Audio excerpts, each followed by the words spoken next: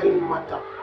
Je suis une jeune dame de 46 ans qui a vécu des tragédies que j'aimerais partager avec mes soeurs et leur édifier et leur donner la même force que Dieu m'a donnée pour pouvoir m'en sortir et me relever. J'avais 19 ans quand j'ai connu un homme, une jeune monka avec qui je sortais, qui me donnait presque tout, qui m'a dit non, tu seras la femme à qui je vais présenter à mes parents. Il a dit mes parents habitaient à Bobo, le vieux, mon père est tombé malade. Et ma soeur, ma cousine qui a le tour, Adiaké m'a dit viens passer les vacances. C'est là-bas que je l'ai croisé. Après il m'a dit non, viens, on va vivre ensemble. Quelle humiliation je n'ai pas subi de sa famille. Quelle maltraitance je n'ai pas subi. Sa mère m'a même frappé pour tes mains en me disant ton esprit me fatigue. Qu'est-ce que je n'ai pas subi de lui? Mais sans rien y dire. Jusqu'à aujourd'hui. Il s'est marié. Pour mes enfants, j'ai décidé d'être deuxième femme. Je l'ai même supplié pour une deuxième femme. Ça n'a jamais été. Et jusqu'à présent, ça n'a jamais été. J'étais là, j'habitais à Boulay-Diallo. J'étais chez moi, j'étais là. Un jour, j'étais allé payer mes marchandises. Je vendais des chaussures et du lait pour pouvoir m'en sortir. Ce dernier m'aidait à payer ma maison. Mais pour payer la maison, il faut que lui et moi on aille ensemble. Quand je refuse, des menaces, des injures, des humiliations. Celui qui m'avait trouvé la maison, le gars de l'agence immobilière me descend. Un jour, je le regarde en train de faire des ménages. Il a dit, mais est-ce que c'est toi qui vas... J'ai fait des mots ton camarade pour porter sa femme. Il dit non, que le monsieur allant au voyage m'a laissé l'argent pour que je puisse aménager sa maison. Ok.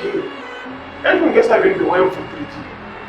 Il me dit donne-moi l'eau. Et quand il vient, il tape ma porte, il me dit donne-moi l'eau.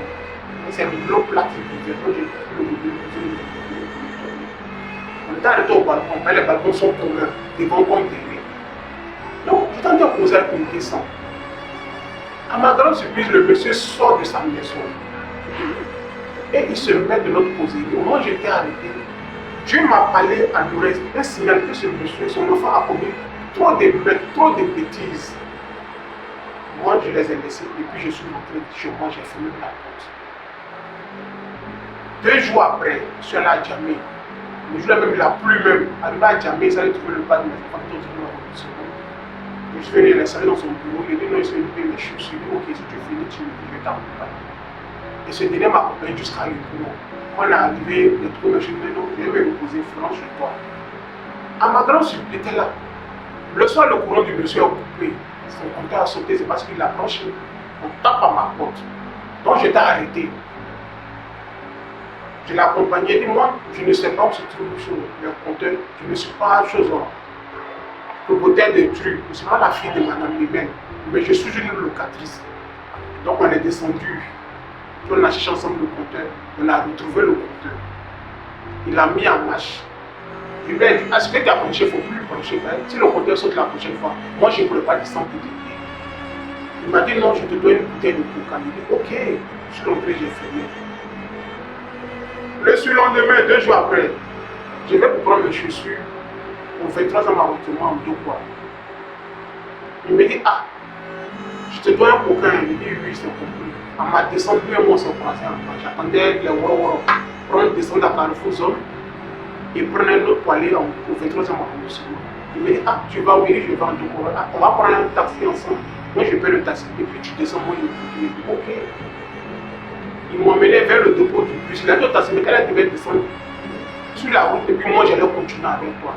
Donc en descendant, il a chargé mon portable d'unité et il m'a donné bien des 1000 francs pour faire le transport. Il dit ok. Quand je suis venu te poser mes chaussures, en étant là, il m'appelle, non, je t'invite le soir. Il dit tiens, tu es venu prendre mon son. Au fond de mon cœur, tu es venu chez moi, c'est pas fort que tu es venu chercher. Je suis là, mon portable sonne. Le soir, il t'invite. J'ai dit ok.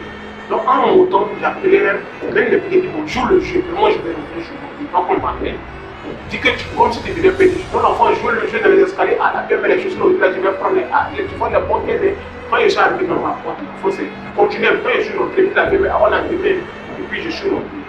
J'ai mis mon portable sur silence. J'ai dit bien sur silence.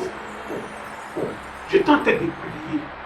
Mais le portable a sonné. Je me demandais comment ça se fait que le portable sonne. Mais j'ai mis le portable sur silence. influence. En prenant, il a dit, Père, tu fais toujours des trucs qui mettent les gens dans les problèmes.